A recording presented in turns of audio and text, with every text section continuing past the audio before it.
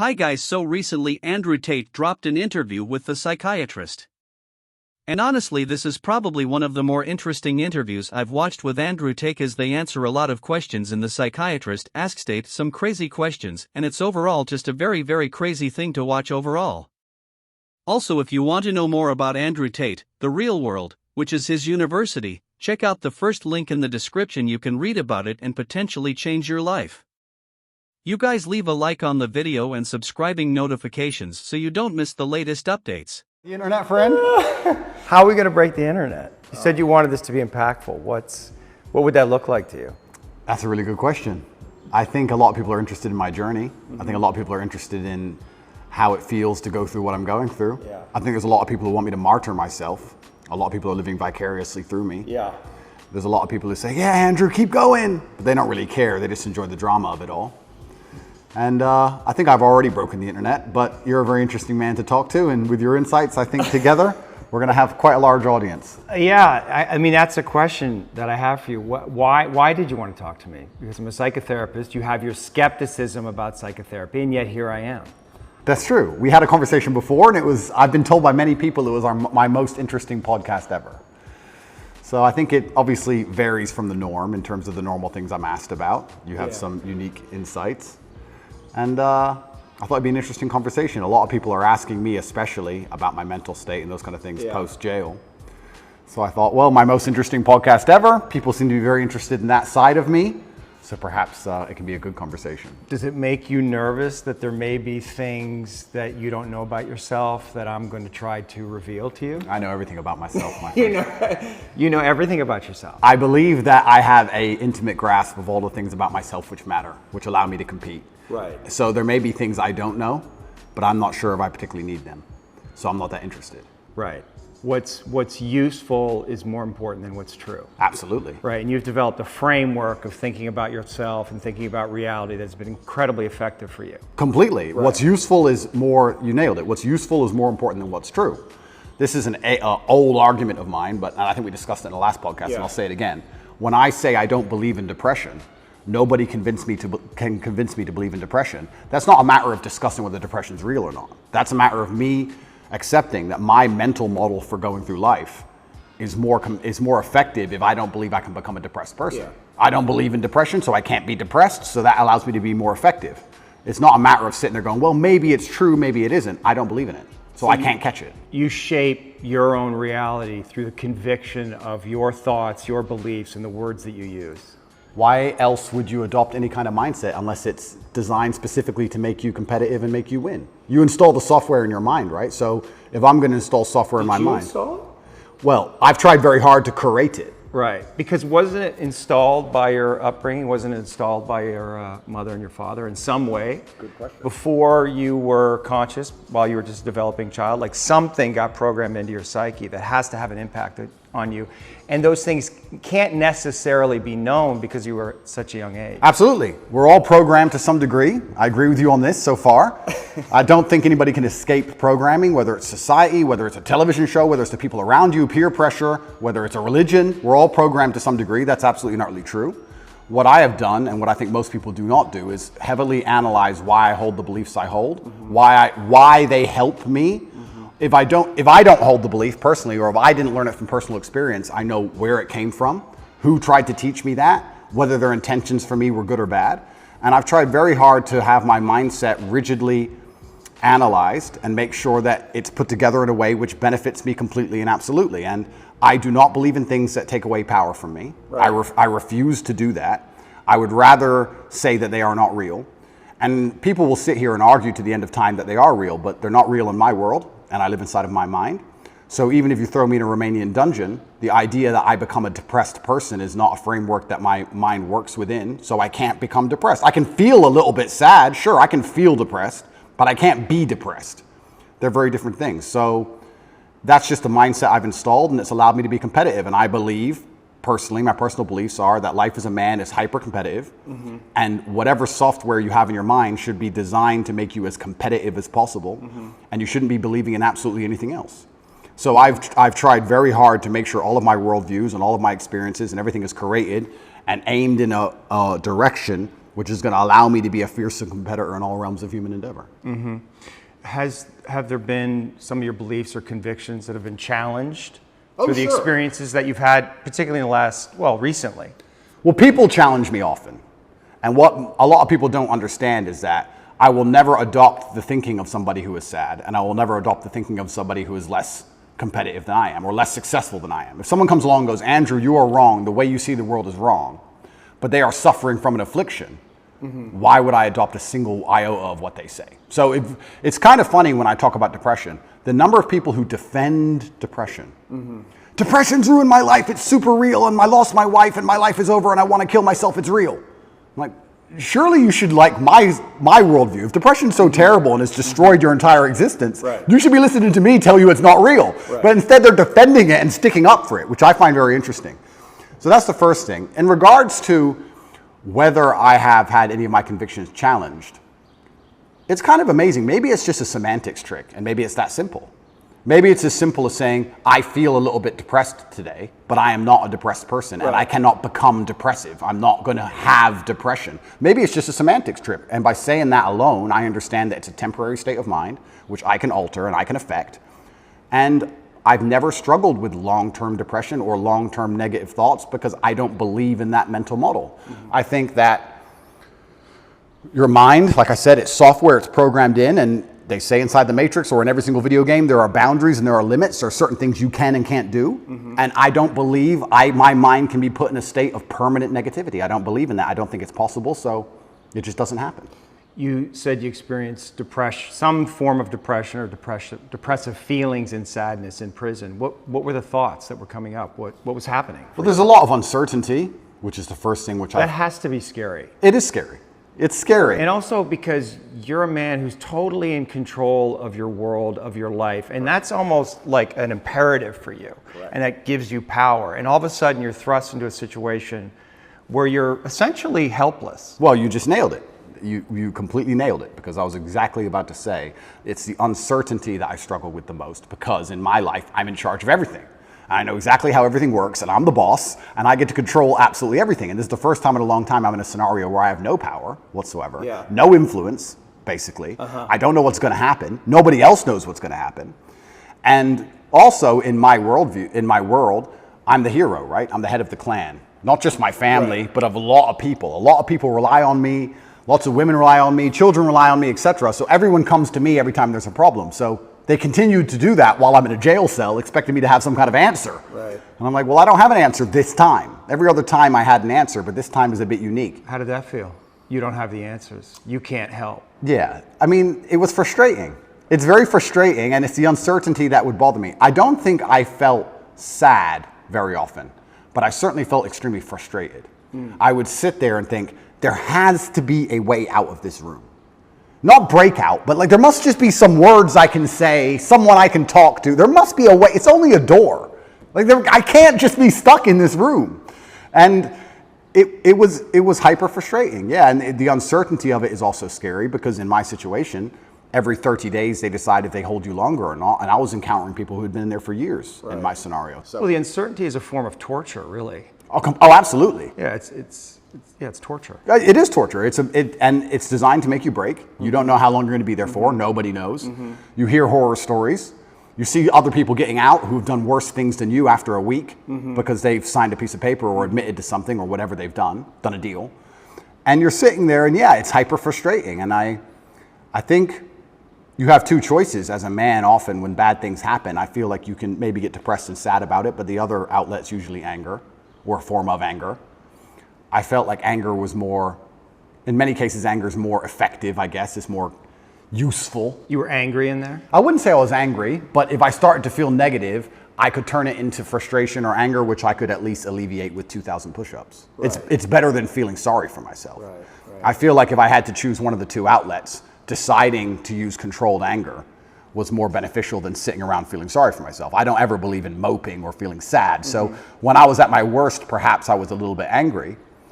But then again, I also think I do that in my normal life. If I'm honest, I don't think anger is a necessarily bad thing. I think that misdirected anger is a bad thing. I think if you get very angry about scenarios and you put it in the correct direction, you get unlimited motivation and you get a lot done.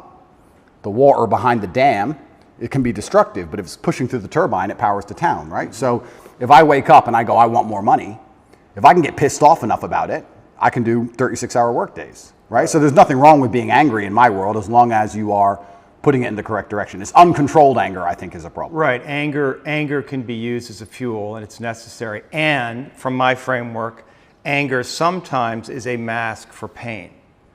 I'd agree with that. So did you experience pain in there? I know pain is a kind of an abstract word, but was it painful for you?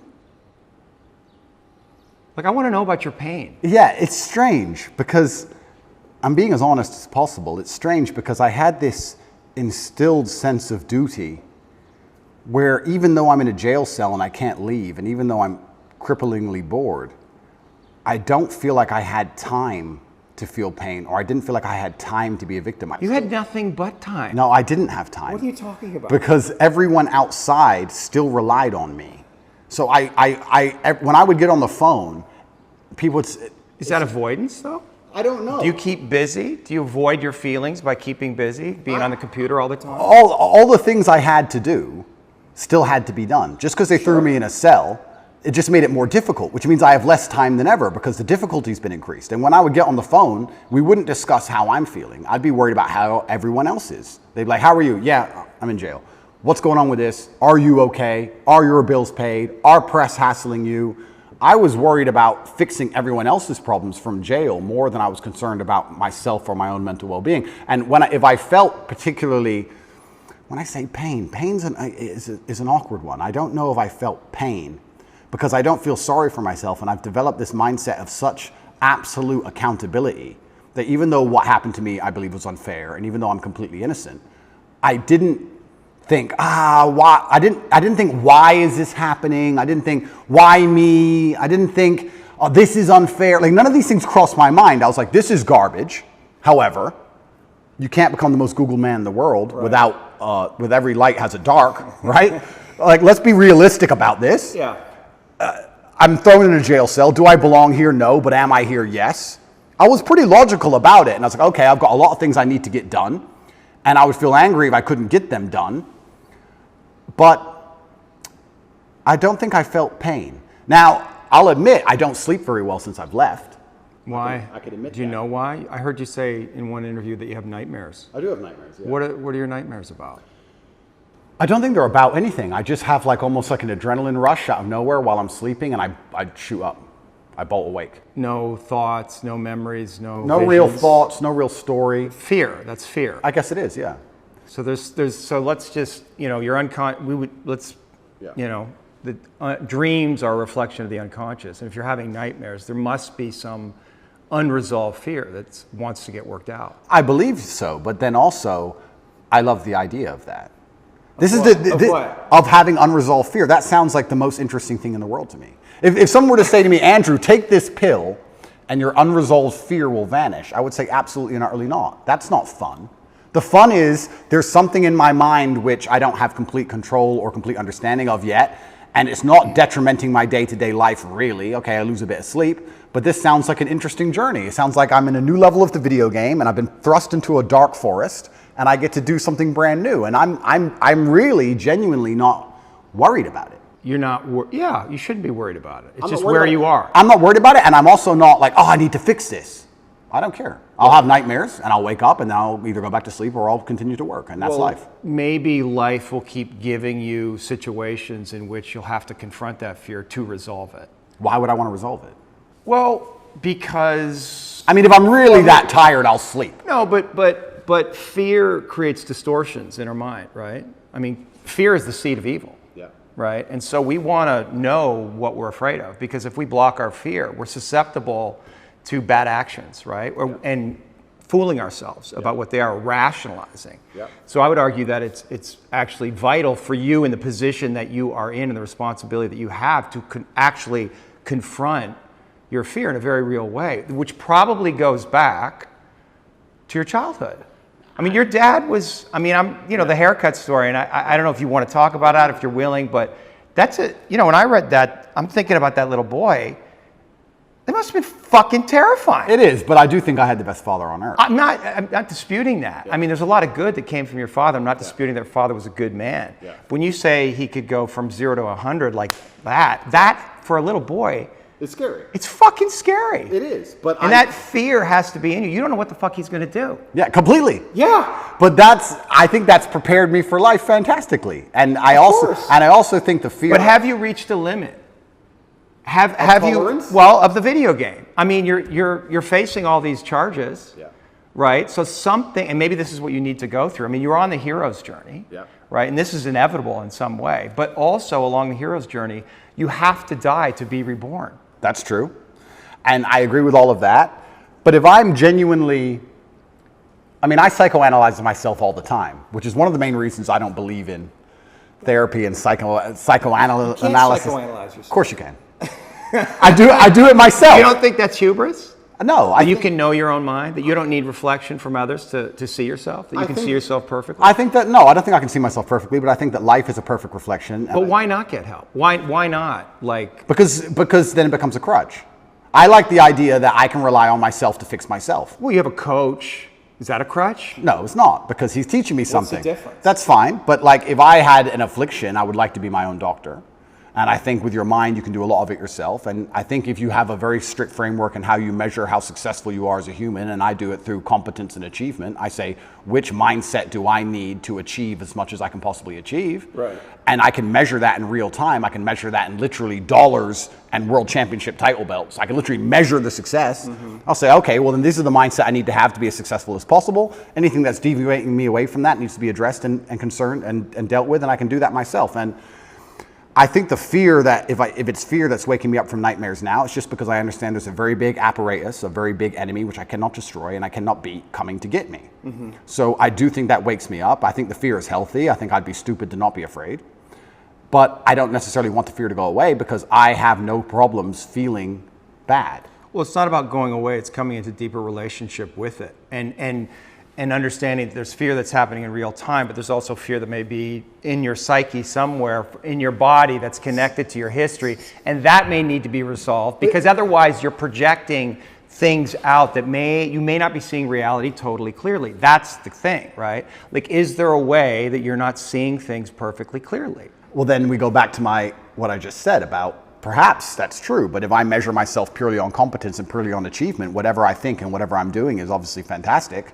So I'm very happy with the mindset I have. And then we go into the argument, which is a level deeper, is am I supposed to be happy? Am I supposed to feel good? No, it's not happy. No, of course, but this is what I don't understand about people, especially men in the world today. Why are they so worried about being afraid? Why are they so worried about, I was afraid every time I fought. Yeah. I fought anyway. Yeah. Like, I don't let fear guide what I'm going to do. I do what I'm supposed to do regardless of how I feel. So I don't see anything wrong with feeling fearful. I don't see anything wrong with feeling stressed or under pressure or anxious. All these things men are trying to get rid of. And I talk about men specifically. I gender this because I'm a man. I don't know how it feels to be a woman.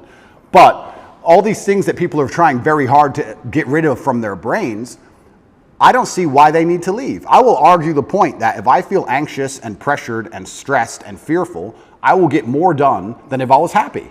I think if I was happy, I'd just be hedonistic and just wasting my time. I think that you get a whole bunch done with these negative connotations and negative emotions, and I think that life is suffering and pain, and you're here to go through it, and the sooner you get used to the taste, the more successful you're going to be. I have no interest in trying to change the flavor, my friend. The flavor of life is pain, and I will eat all of it. And it doesn't matter if they put me back in jail or not. I'm not sitting there going, how can I be happy in jail? I will sit in jail and say, yes, this sucks. It's supposed to suck. Yes, I'm not enjoying this. Yes, I'm anxious and paranoid. And yes, that guy might stab me. And yes, I can't sleep. And I miss my family. And this is what's supposed to happen to me. And this is how I become the best man I can possibly be. And I'm going to succeed regardless. You're very convincing. You're so good though, right? It's almost like I feel like you can rationalize anything, right? It's almost like a trick. Magic trick? Well, you're really good at talking, you're really smart, and it's almost like any question you can turn and make it work for you, which is great. It's a skill, but there's also a place where there's the potential for self-delusion. Oh, absolutely. And I'm not even going to sit here and say that I'm not delusional to a degree. I'm not saying that self-delusion doesn't exist. We all are, right? Let me give you a very simple example. Let me try and use an analogy. I think the only thing better than having everything you want is not wanting anything. right? So I have every car on this planet. I have 40 supercars. Most people want a supercar. I have 40. But there's that unique 0.1% of people who genuinely don't want one. And I think that's more freeing than having everything you want, right? So the true mindset is not wanting anything. Most people, the best they can do is having everything they want. And I feel like you can kind of do this with the emotions as well. I guess my general consensus is that I don't think I can change or affect the world to the point where pain and suffering and bad things are not going to happen. So isn't it best if I just enjoy all of that? Doesn't that make me as powerful as possible if I say, oh yeah, okay, this is going to suck, good. I mean, I do it when I fight. Yesterday I was fighting, right? We were doing 12 rounds and all of us were destroyed. And the more he hurt me, the more I wanted to hurt him back. The more he hurt me, the better it felt. The more powerful I felt, the more he hit me. Because then it's my turn, right? So if I can't stop him from punching me, and I'll do my best, but if I can't, then surely you should learn to enjoy it, right? And I don't think you can stop life from hitting you. And I don't think you can stop life from giving you unexpected surprises. And I don't think you can stop yourself from feeling sometimes sad or anxious or upset. So I think the best mindset you could adopt is finding that engaging and exciting. I'm not going to lie to you. Although I am facing very serious charges, and although they are trying to destroy my life, and although I cannot sleep the same, and although they're out to get me, and although I've suffered, part of me is excited. Part of me is like, okay. Why? Because it's a war. You like war? I think all men do. I do. Yeah, of course. All men do. Yeah. So it's a battle. It's exciting. Yeah, it's exciting. So I'm not saying I'm glad it happened, because I'm certainly not. And I'm not saying I'm going to win. But I'm saying that I've trained myself to the point where if I were walking down the street and 10 men were to pull knives on me, I'd be intimidated, but 20% of me would go, this is going to be one to remember. Do you have a belief that you could take 10 men with knives? I have a belief that, yeah, I do. Because that's delusional. That's delusional. Yeah, but it gives me a best chance of possibly winning. Well, no, running away would give you the best chance of possibly winning, and then coming back and being safe, and then serving out your mission. Of course, I would run away in that scenario. But if I had to engage them, if I had to engage them, right. If I had to fight them, I believe I'd be the most capable if I believed I could win. Of course. So for that reason, if I have to self-delude, then I will self-delude, and I will convince myself that I am here to destroy all 10 of them, and I will say it in a way where at least 7 of them believe me. And that's the most important part sometimes about all of this self-delusion, is that a lot of other people start to believe what you say. And I'm not saying that I say bad things. If a man were to sit in front of you and say, I can rip your head off with my little finger, and he said it in the right terms, and he truly believed it in his heart, you wouldn't want him to try. As ridiculous as that sounds, you'd be like, he's kind of big, maybe. You know, it crosses your mind. So I think that, yeah, I have psychoanalyzed myself, even though I'm not officially, certified. And I've decided that I can't stop bad things from happening to me. So instead, I'm going to enjoy bad things happening to me. And I'm going to build a mindset that makes me fearsome enough to succeed regardless of how stacked the odds are against me. Yeah. And I appreciate your mindset, and it's well thought out, and it's useful to you. And so I'm just pushing up against the places where I think there might be contradictions. I like to hear it. Yeah. I like to hear it. But like I said right now, I'm not a coward. And I want to make this very clear. I'm not a coward. I don't care if I don't sleep again for the rest of my life. I refuse to take any fucking pill, and I refuse to sit and have my mind altered by anything I do not control. I don't care if I have nightmares for the rest of human time. Right. As long as I'm in charge of my mind, I'm in charge of my life. If God decides that I don't need nightmares anymore, I'll fathom out how to stop it. If God decides I need to wake up in the middle of the night in a sweat, fearful or afraid they're coming to get me, then that's God's plan for me, and that's what I'm going to deal with. I'm not a coward. I'm not afraid of any of these things. I'm not afraid of feeling bad. I'm not afraid of anxiety. I'm not afraid of panic. This is one of the things I think a lot of men out there struggle with, is they're so worried and afraid of bad feelings. And to me, that's just showing that you've had an easy life. Like, there's real people out here who are trying to kill you. There's people out here who put a knife in your neck. You're scared of what? Feeling sad? Who cares? Like, there's real problems. What are you worried about feeling sad for? Who gives a shit? I could feel sad for the rest of my life, and I guarantee, 1, nobody would know, and 2, I would be monumentally successful regardless. So why are we even talking about it? I have no fear for a negative feeling. I have fear for me not being able to provide for my children. I have fear for people who rely on me not being provided for and cared for, but I don't have I don't wake up and go, I'm worried if I might feel sad today. Who cares? Who cares? I can be happy or sad on the same day. Nobody notices, and the same things get done. The exact same amount of work gets done. Nothing changes. How are you making sense of what's happening to you? Is it God's will? Is it a co-creation? In some way, did you co-create this? Oh, no. Or are you just like a victim of the Matrix? No, I'm not a victim. So absolutely everything is, I believe. In some way you're a victim. Completely, but I believe in self-accountability. Sure. I could have prevented this. Well, how did you co-create this? If let's presuppose you did. I created this by being monumentally successful. Right. There's no light without dark. Equal and opposite force. But you said you were excited about it, so maybe there's some way you actually wanted this. I didn't want this. In fact, I had conversations with Tristan for a long time, and I kept saying Icarus to him. When I would decline certain podcasts, I would decline meeting certain famous people, I would decline talking about politics, I would decline things, and I would keep saying Icarus. And he would say, why are you doing this? And I just reply Icarus. Because I knew if I got too big that they were going to come for me. I knew that. So I tried to balance it, and I felt like I did a pretty good job, but unfortunately I got it a little bit wrong. My fault. I got it wrong. I put myself here. But I also don't believe that there's any light without dark. It's yin and yang for a reason.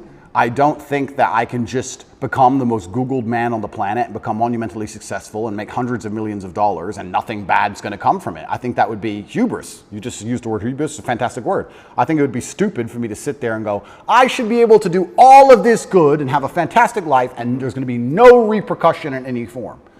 I knew this was coming to the point where I literally sat with Tristan about 3 weeks before it happened and said, we're fucked.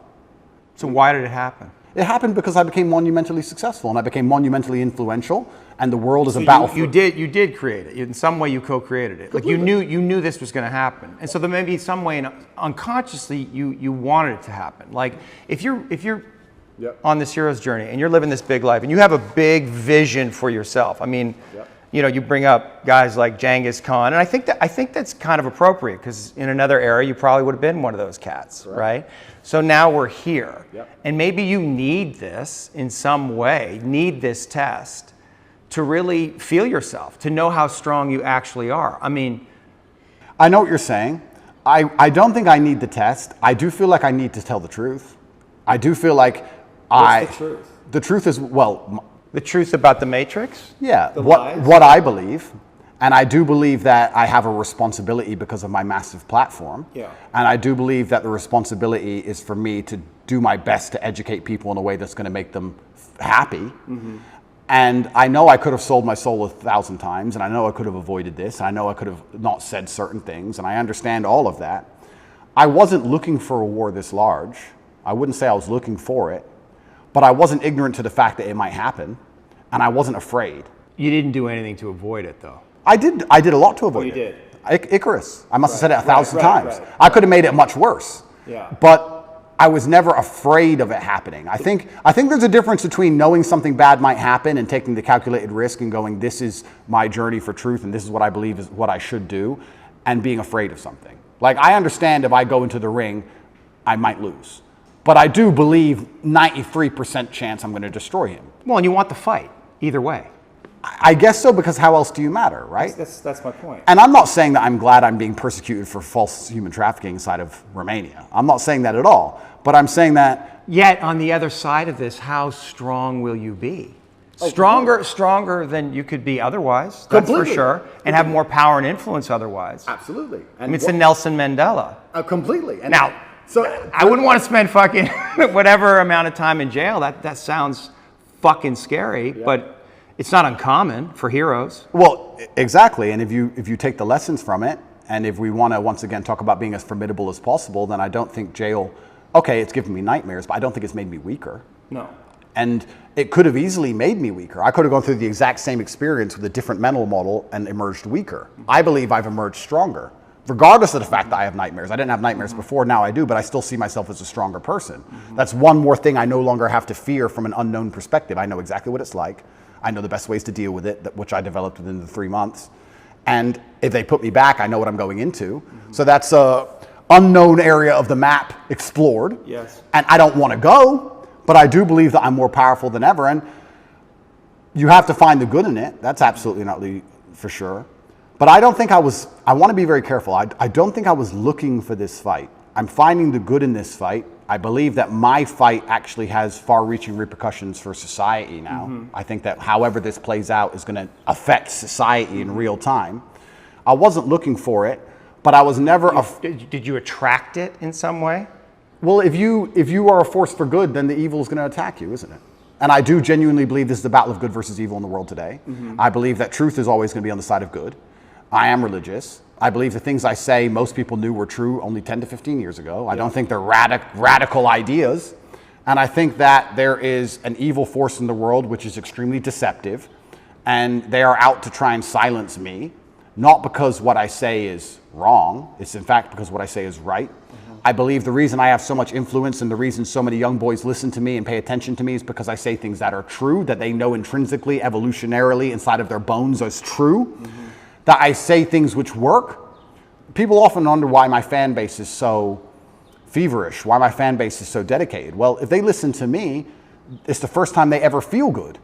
The first time they ever train hard and start to feel better physically, and they start to feel better mentally, and they adopt my mental model, and now they're not stressed or depressed anymore. And then they may start to make some money, and they go, you know what, I started listening to Tate a year ago. I'm in the best shape financially, the best shape physically, the best shape mentally. Tate's the man. So they're hyper dedicated to me. And yeah, I mean, there's going to be a negative to that. I want to make something clear. I've been brutally aware of the fact that all of this might blow up in my face for a very long time. I've not been ignorant to that. And I think that's why jail didn't cause me pain. Because I wasn't in jail like, how did this happen? I was in jail thinking, they got me. I knew it. They've been after me for a long time. I knew they were coming. And I don't know if that's a coping mechanism, but I was saying on every single podcast before I went to jail, they're going to try and put me in jail. I knew it. Right, right. You